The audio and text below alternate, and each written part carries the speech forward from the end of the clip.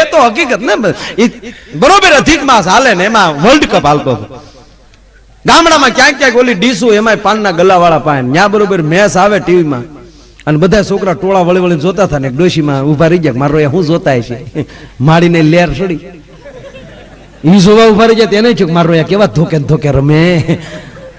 હવે ઓલી બાજુ બીજું પહોંચી ગયું નદીએ ન્યા જઈને કીર્તન ગાઈ લીધા પૂજા કરી લીધી. હવે જે માડીને વાર્તા કહેવાની ઈ માડી ન્યા ખોટકાઈ જાય.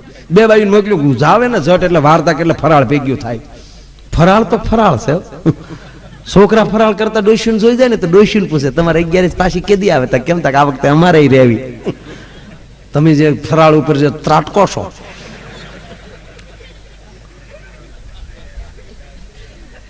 એ માડીને બોલાય કે હાલો માડી તમારે વાર્તા કે અર મારે હાવ ભૂલે ગયો હાલો હાલો કરીને માડી આવ્યા.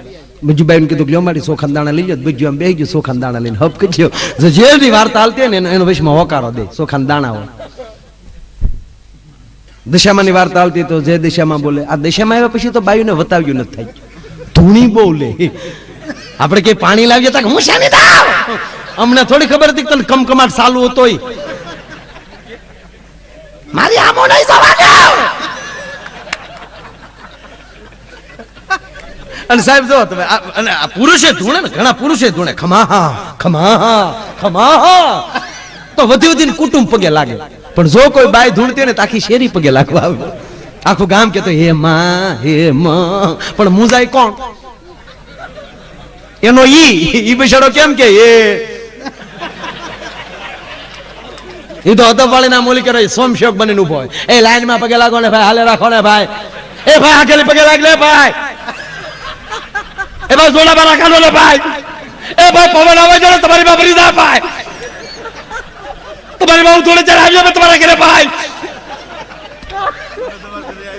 એવો બિચારો આખવા મામો તમારી બાબુ થોડે છે ભાઈ વાહ ભાઈ વાહ એવો સોમશક્તિ ના માખો ઉભા હમણાં. એવી જ રીતે એ આખું ગામ પગે લાગીને વહી ગયું કોઈ બાકી નહીં. છેલ્લે અંગત 4 મિત્રો આવ્યા ભરતભાઈ જેવા. ભરતભાઈ ને નાયણ ક્યાં ગયો ભાઈ અમારે જામનગરમાં એક મારો મિત્ર છે એ નજ્ય નાવા ગયો હકીકત અમે બે શરમ મિત્રો. હવે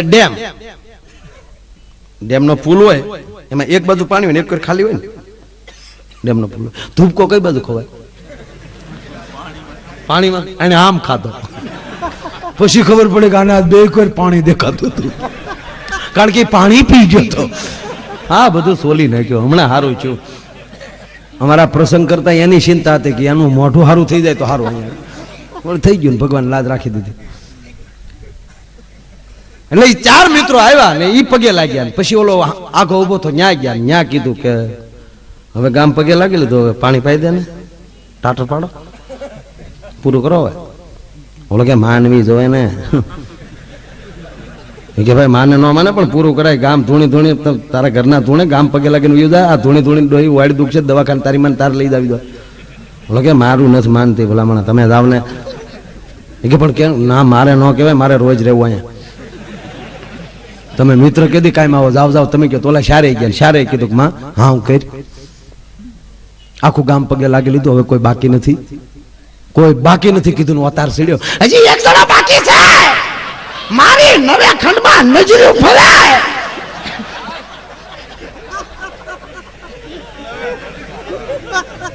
ઓલો બાકી એમ પાછા ઓલા 4 જ્ઞાન કીધું ઓલાને કે પગે લાગી લેને એટલે પૂરું થાય તારું કે ડોહી. બોલો કે હું કેમ ભાઈ લાગી લેવાય લાગી લેને અમથું કોઈ ઘીરે નો એકલો હોય ચારે લાગી લાગી ભાઈડો થઈ જાય ને હવે થઈ જાય મારો બાપલ્યો હે હવે એમ કે એમ ઓલો આવ્યો પગે લાગવા લાંબો હાથ કર્યો હન વાતાર વજ્યો આવ્યો શરણે આવ્યો માગ માગ માગ બોલો કે સૂટા છેડા દેને એટલે પૂરું થાય.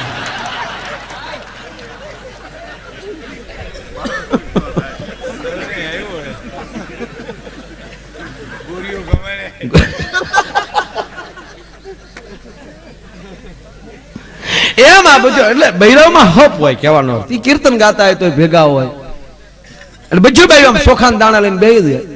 પછી જેની વાર્તા હાલતી હોય વૈશમાં હોકારો દે. સંતોષીમાની વાર્તા હાલતી વૈશમાં બોલે જય સંતોષીમાં. હા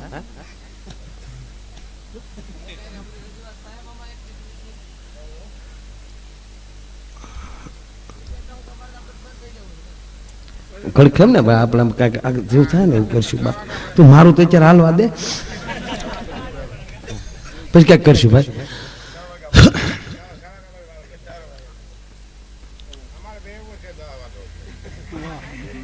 ખડખેમ ને ખડખેમ હું ક્યાં હતો એ તે મને ભૂલ વાળ્યું ભાઈ. એટલે ટૂંકમાં એ દાણા આમ ચોખાના દાણા લઈને બેસી જાય. હવે બધું ભાઈ ચોખાના દાણા લઈને બેસી ગયું. અહીંયા કહેવાની હતી પુરુષોત્તમ ભગવાનની વાર્તા. ડોશીમાં ક્રિકેટ જોઈને હાલાવતા હતા એટલે ક્રિકેટ મગજમાં ગળી ગઈ અને માંડીને વાર્તા આખી ફરી ગઈ. ડોશીમાં શરૂ કર્યું આ વાર્તા જે સાંભળે તો વૈકુંઠમાં વાસ થાય છે તક જય પુરુષોત્તમ ભગવાન. લીલું એવું ખડનું ખેતર હતું. ખેતરની વિશમાં નાની એવી ટકડી કરવામાં આવી છે. એ ટકડીને બે ત્રણ ખેતીડા ખોડ્યા છે. માથે નાની નાની લાકડાની મોઈ મૂકવામાં આવી છે તક જય પુરુષોત્તમ ભગવાન.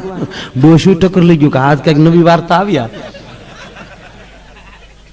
3-4 જણા પદડુક કરતા આવ્યા. ખિસ્સામાં દોકડા જેવું કાઢ્યું, અધૂરું લાડ્યું, હેઠું પીડ્યું, જોઈને આવતા છે મારો રહ્યા શું કરે પણ કઈ ખબર નથી પડતી. પણ જાણવા મળ્યું છે બાયું એને તો ટોસું લાડ્યો કહેવામાં આવે છે તક જય પુરુષોત્તમ ભગવાન. પછી 2 જણા ખોટી છે, બાકીના વયા ગયા. 2 જણા હામો ટાઈમ જોયો, તડક્યો જોયો, હામો ડોકો કર્યું તક જય પુરુષોત્તમ ભગવાન. ડોકો કર્યું ને 11 જણાના મગજ લઈ ગયા. ખેતર એના બાપનું નથી, આપણે હામું ડોકો કેમ કરાય તક જય પુરુષોત્તમ ભગવાન. 11 જણા દોડતા આવ્યા. એમાં બાયું 10 જણા તો બરાબર છે. 11મો જણો હાવ નોખા પ્રકારનો છે. એને પગે પૂઠા હાથમાં મોજા તેણ ખીચડીને ઉદગલોટી મારીને ઉભો છે તક જય પુરુષોત્તમ ભગવાન. તક બાયું એને તો વિકેટ કીપર કહેવામાં આવે છે તક જય પુરુષોત્તમ ભગવાન. બાકીના 10 જણા આડાવાળા ખેતરમાં ખડ ખૂંદે છે. ખડ ખૂંદતું જોઈને 2 જણાના મગજ લઈ ગયા કે આ ખડ ઉચેરવામાં કેટલી મહેનત પડી ને આ મારા ખડ ખૂંદે છે એના મનમાં શું સમજતા છે. એટલે 2 જણા દોડતા આવે છે તક જય પુરુષોત્તમ ભગવાન. પણ બાયું તો બે હાવ નોખા પ્રકારના છે. બે પગે પૂઠા હાથમાં મોજા, બેના હાથમાં ધર્મના તોકા રહી ગયા છે. પણ બે રોયામને ખડ ખાવાના લખણ લાગે. મોઢે હિક્યું બાંધ્યું છે તક જય પુરુષોત્તમ ભગવાન.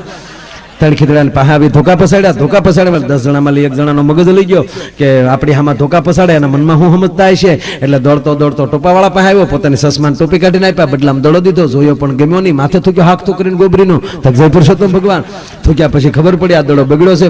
પોતાના લેંઘે લૂસવા મળ્યો. એ દડો લૂસતો જાય, ડગલા પડતો જાય, 10 ડગલા આગો ગયો. પછી ભાદરો મહિનાનો ખૂટિયો વાગદાડે નાના ટાટીઓ ઢળ્યો, પતાકડું મૂક્યો, ગડગડતી દોડી દીધી, દડાન ઘા કર્યો, ધોકાવાળાને ચૂક મારો ખીચડા પાડી દે. દડો ધ્યાનમાં લીધો, ધોકો ઠપકાર્યો, દડો મળ્યો, દળિંગ દળવા આગળ દડો ને વાહે જેમ દેવી પૂજકના કુતરા હા ડોટું દે. 2 જણાએ ડોટું દીધી તક જય પુરુષોત્તમ ભગવાન. ઘણી ડોટું દીધી પણ દડો હાથમાં આવ્યો નહીં. દડો લીટો વટી ગયો એટલે 4 રન મેળા કહેવાય. જેમ એને 4 રન મેળા એમ બુજ્યું ડોસ્યું 4 રન મળે જય પુરુષોત્તમ ભગવાન. આ માવડિયુંની લહેર હોય છે.